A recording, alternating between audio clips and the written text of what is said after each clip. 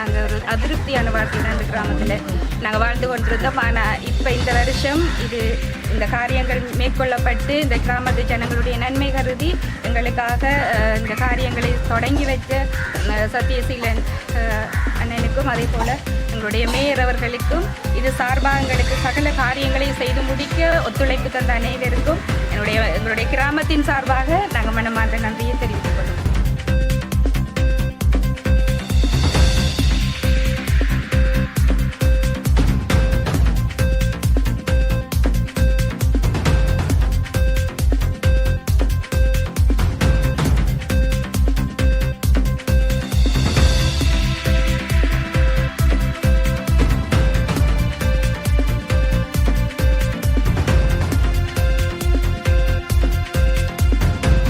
மட்டக்களப்பு மாநகர சபையின் மக்கள் நலன் சார்ந்த பல்வேறு திட்டங்களை மாநகர சபையின் மக்கள் மன்றம் ஆரம்பிக்கப்பட்ட பிற்பாடு நாங்கள் செய்து வருகிறோம்.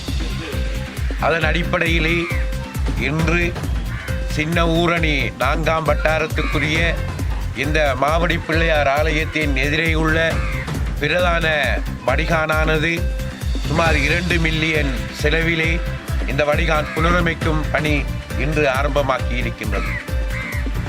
மழை காலங்களில் இந்த வடிகானின் தேவை அதிகமாக உணரப்பட்டதன் காரணமாக இந்த பிரதேச மக்களின் நலன் கருதி இந்த வட்டாரத்துக்குரிய கௌரவ உறுப்பினர் சத்யசீலன் அவர்களின் வேண்டுகோளுக்கு இணங்க இந்த நிதியானது எமது மாநகர சபையில் 2025ஆம் ஆண்டு ஒதுக்கப்பட்ட வரவு செலவு திட்டத்துக்கு அமைவாக ஆரம்பிக்கப்பட்ட நடைமுறைப்படுத்தப்பட்டு வருகிறது. இப்படியாப்பட்ட மக்கள் நலன் சார்ந்த மக்களின் தேவைகளை உணர்ந்து நாங்கள் ஒவ்வொரு வட்டாரத்திலும் இதே போன்ற செயற்திட்டங்களை செய்து வருகிறோம். அது வீதி அபிவிருத்தியாக இருக்கலாம், வடிகான் அபிவிருத்தியாக இருக்கலாம், சுகாதார சேவைகளாக இருக்கலாம், வீதிகளுக்கு வெளிச்சமூட்டுகிற நிகழ்வாக இருக்கலாம். எது எப்படியாக இருந்த போதிலும் அந்த மக்களின் நலன் கருதுகின்ற செயற்திட்டங்களை நாங்கள் நடத்தி வருகிறோம். இந்த செயல்திட்டத்துக்கு எங்களுக்கு முற்றுமுழுதாக எமது மாநகர சபையின் நிர்வாகம் முற்றுமுழுதாக எங்களுக்கு ஆதரவு தெரிவித்து வருகின்றது. அந்த வகையிலே மாநகர முதல்வர் என்ற வகையிலே நான் அந்த மாநகர சபை நிர்வாகத்தினர், அந்த ஊழியர்கள் எல்லோருக்கும் நான் எனது நன்றியை இந்த நேரத்தில் நான் தெரிவித்துக் கொள்கின்றேன். அதே போன்று இந்த வட்டாரத்துக்குரிய இந்த வேலை திட்டமானது நாங்கள் எமது மாநகர சபையின் ஆளணியினர், மாநகர சபையின் வேணிய நிதி வளங்கள் எல்லாம் இருந்த போதிலும் இத்தகைய கொங்கிரீட் வடிகான்களை அமைக்கின்ற அந்த பணி எமக்குரிய வளம் இல்லாததன் காரணமாக இதை நாங்கள் சமூக சேவை நிறுவனங்களுக்கு வழங்கி அந்த மக்களுக்கான இந்த சேவையை செயற்படுத்தி கொண்டு வருகிறோம்.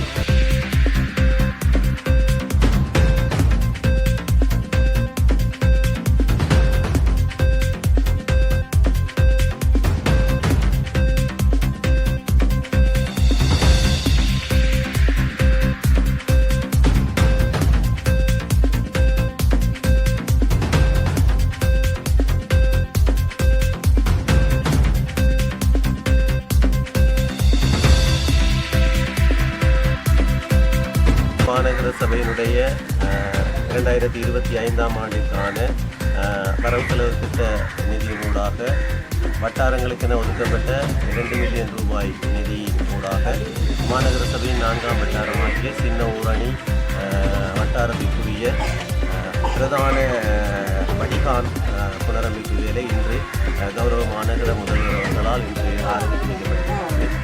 நான் நினைக்கிறேன் மிக பல வருட காலமாக மக்கள் எதிர்கொண்ட ஒரு முக்கிய பிரச்சனையாக இருந்தது சின்ன ஊரணி போன்ற பகுதிகள் தாழ்நில பகுதிகளாக இருந்த காரணத்தினால் வெள்ள காலங்களிலே மிகவும் அசௌகரியத்தை மக்கள் எதிர்கொண்டு வந்தார்கள். அதன் நிமித்தமாக தேர்தல் காலங்களிலே மக்களுக்கு எங்களால் வழங்கப்பட்ட அந்த வாக்குறுதியில் முதல் கட்டமாக ஒரு வாக்குறுதி நிறைவேற்றப்படுகின்றது.